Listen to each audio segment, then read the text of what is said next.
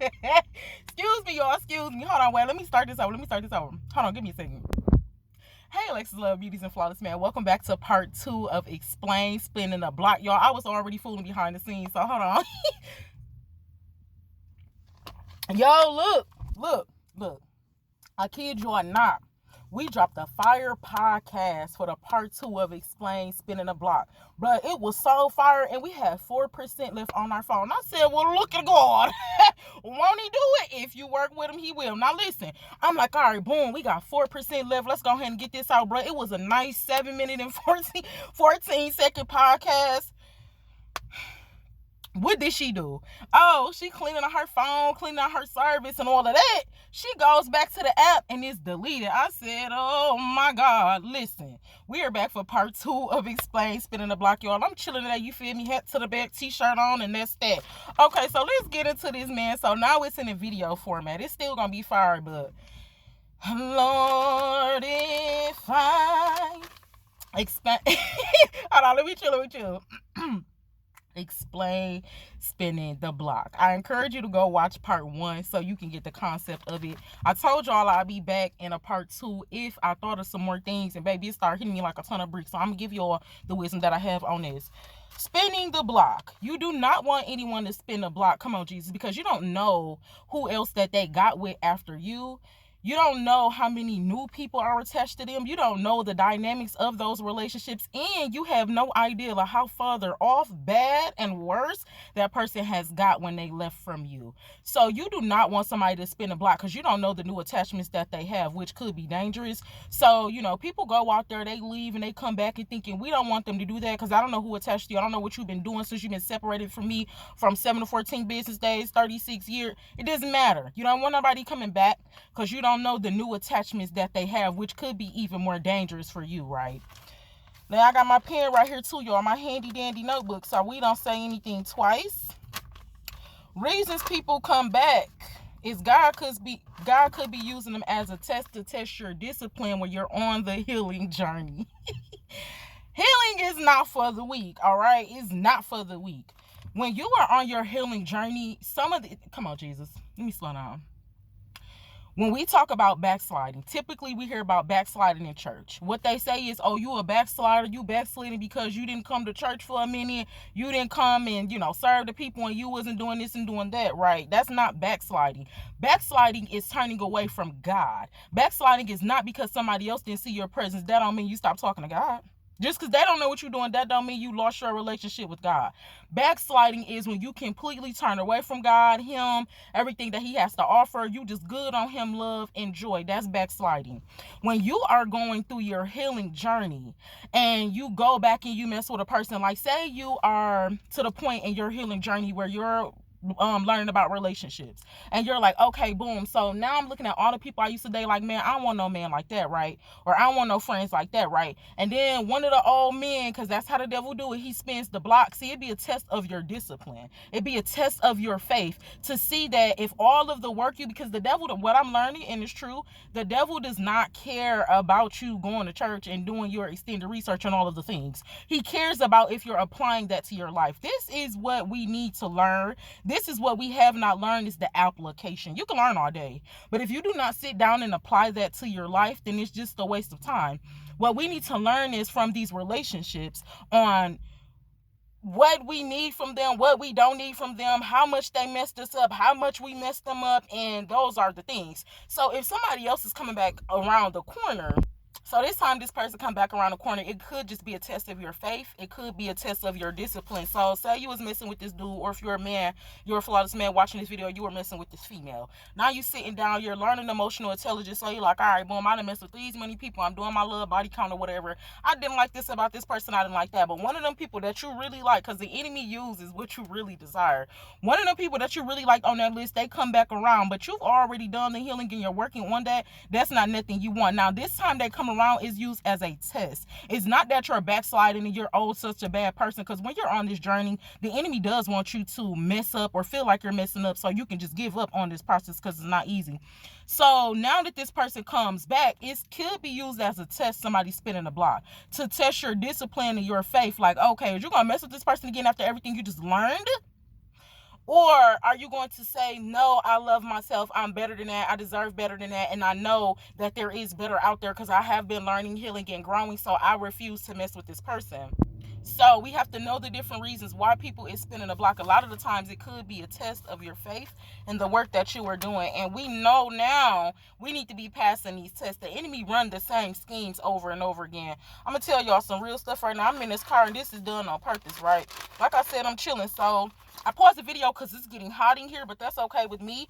I just got my little handy dandy white right here. So if you don't see me pull one of these, it's because it's in here cooking, honey. And the girl don't mind burning no calories and letting her air breathe, okay? Shake that. Nah, just way. Hands on you. Nah, just way. Let that skin breathe. Nah, for real. It's okay to detox the skin. So I'm about to be in here cooking. This is intentionally done. Sometimes people come back to finish the job. Listen. Lord have mercy if you have experienced domestic violence in your relationship. Only you know how hard that was to get out of. And when you get out of a domestic violence relationship, an emotionally unavailable relationship, like all of these words, they kind of work together. We'll break that down in another video. And so when you, especially domestic violence, especially if you get out of a toxic relationship and it was already hard to get out from jump, excuse me, y'all, this is a wrong cut video, I see. And that person comes back and you allow them to spin the block, they could be spinning the block to finish the job.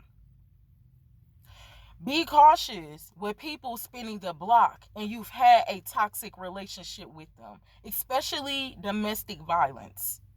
You do not want nobody coming back into your life that you had to literally life or death fight to get out of that relationship. You don't want that person spinning the block. 9 times out of 10, that person is coming back to finish the job. It's a life or death situation. Don't let them spin the block. Nobody deserves to put their hands on you. You don't deserve to put your hands on people. If you want to fight, go be a professional. Go learn martial arts. Go into your city and see if they offer free boxing classes. We have to find something else to do than put our hands on people. If you have experienced domestic violence and that same person is trying to spin the block, I understand to as much as I can that the mental and the emotional stress that they even put on that person, that's why I believe it may have been so hard to leave. Don't let them talk. See, words are very powerful. Don't let that person come back in because 9 times out of 10, they're coming back to finish the job. Key words to look out for that's very dangerous. Come on, Lord. So listen. A lot of the times people be saying stuff like, oh, I'm obsessed with you, or oh, I want my partner obsessed, or if they not obsessed with me like that, then I don't want them. That is very dangerous to think. Obsession is not a good thing. Obsession is a form of jealousy and envy and one of the 7 deadly sins. And again, it's a life or death situation. If somebody says nobody can have you but I can, that is a red flag. You do not want that person to come back around you. You will never find nobody as good as me. These are words that I heard in the world. You do not want nobody like that. Oh, these people, they don't love themselves. And this is a form of control and manipulation. So again, that goes with any emotional, physical violence, even spiritual violence. You do not want these people to spin a block. Those are some of the key words that you need to watch out for. It is not cute. It's not giving what it's supposed to give, because any person that is really healed, any person that is really a good person and they have a pure heart, guess what they're going to let you do if the relationship goes sour? You love people more when you learn how to let them go. Nobody is supposed to be holding you against your will. Come on, Jesus, that's what that is. Don't let nobody hold you against your will. Those words are not cute. Cute words that somebody will be saying, if it's going to work out, are, I love you, you're such an amazing person. Anybody would be good to have you, or would be blessed to have you. Not that ain't nobody ain't gonna never be with you because you know you ain't nothing. And let's start to listen more to the words that people are saying. Don't allow nobody to spin the block on you that has been violent in any way, shape, or form. Be careful and be watchful of the wordplay. We're going to get into this in another video, it's the Lord's will, so we can break this down. We have to break this down. We got to write these things down. I promise you, it's not cliche. It really works for real. When you see what people say, like, we are a generation humans. We got to see it before we can believe it. Well, if you can believe that somebody really disrespects disrespected you, when you write it down, it's gonna hurt more. We have to embrace the pain that we went through. That way we don't go through it again. So it's gonna be easier for you to it just play in your mind, and then somebody to spin the block, and then you be like, well, dang, he was obsessed with me, so he back. I got my man back. Versus you writing that down and be like, okay, he was obsessed with me. Hold on, let me look that word up, obsessed. Oh, no. I ain't stuck to nobody like glue. I need to break this soul tie. Be cautious and watch people wordplay. The next reason why somebody might spin the block is to get an ego boost. A lot of people have met with people and good people in relationships, and they had a lot of pride. And one of the things was they could have just been getting their ego stroked. Like, again, what we said in part 1 about lames or dudes and females that were not popular, or they didn't have that attention that, we all were looking for when we were growing up. So they didn't talk to females. They weren't talking to men. They weren't confident in all of the things or whatever else goes with it. Ego boost. So now they're older, and you might be the first girl they talking to. You might be the first dude they talking to. And if not the first, you might be their first in doing some things and teaching them some things and showing them some things. The relationship goes sour. Now the relationship is cut off. Now that person like, well, forget that. And then most of the time, them people be the ones that be playing you too. They go out, they think they can find better, and they can't. And they try to spin the block to get their ego boosted again. Like, hold on, wait, that was one of the prettiest girls I messed with, so I'm going to mess with her so I can go get the prettier girl. Okay, the prettier girl didn't even like me like that. Let me spin the block so I can get my ego boosted, and then maybe I can go find a baddie. We not boosting nobody's ego. That's a personal problem. Them is demons that they are fighting. Alexus Love Beauties and Flawless Man. Don't let nobody spin the block to get no ego boost. They got to figure that out themselves. If they gone, they gone. The next reason why we shouldn't let nobody spin a block is because they could be coming back to break the rest of the confidence that you had in relationships. People, like, when you hurt somebody and y'all refuse to work through those things, or maybe it just wasn't meant to be, because that is a thing. Like, this relationship is not giving what the Lord wanted to give, so it's not meant to be. Our confidence is broken. Our spirit is broken. We do feel, and I just learned from my book that I'm reading, that it is normal to feel like that.